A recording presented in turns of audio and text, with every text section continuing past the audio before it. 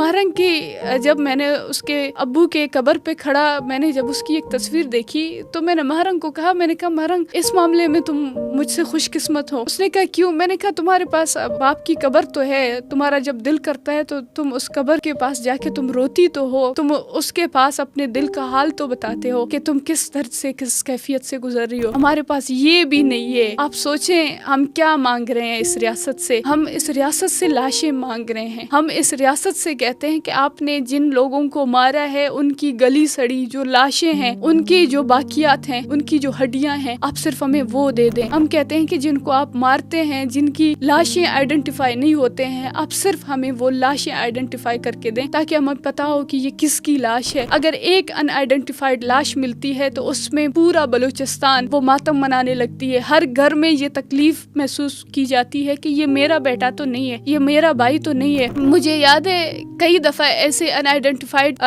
लाशें मिली हैं जिसमें मैंने खुद अपनी बहन को, खुद अपने फैमिली मेंबर्स को देखा है कि वो उन तस्वीरों को जूम करके देखते हैं क्योंकि मेरे वालिद के नाक के ऊपर एक निशान है, वो उस निशान को जूम करके देखते हैं कि कहीं इस लाश में वो निशान तो नहीं है, कि शायद किसी तरीके से वो मेरे बाप की बॉडी से वो मुशाबहत रखती हो, इस वजह से वो उसको जूम करके देख रहे होते हैं। तो आप अंदाज़ा लगा सकते हैं कि हम किस अजियत में, किस कर्ब में, किस तकलीफ में गुजर रहे होते हैं। और ये बहुत आसानी से कहते हैं कि जबरी गुमशुदगी कोई मसला ही नहीं है, जबरी गुमशुदगी में 2000 लोग हैं, जबरी गुमशुदगी में 50 लोग हैं, जबरी तौर पर गुमशुदा लोग हैं ही नहीं। आप लोग बदबख्तों, आप लोग सोचें, आप उस माँ की तकलीफ को सोचें। आप हमें इंसान नहीं समझें। आप एक लम्हे के लिए सिर्फ अपनी माँ को हमारी माँओं की जगह पे रख के देखें। आप अपनी बहनों को, आप अपनी बेटियों को हमारी जगह पे रख के देखें। अगर आप में थोड़ी भी इंसानियत, आप में थोड़ी सी भी ज़मीर होगी तो आप इस दर्द को समझते होंगे कि आप किस कैफियत से गुजर रहे होते हैं। हम तो कहते हैं कि जिनकी लाशें मिलती हैं वो हमसे ज्यादा खुशकिस्मत हैं। ये नहीं कि उनका दुख हमसे छोटा है, इस वजह से कि उनको एक क्लोजर मिला है, एक क्लोजर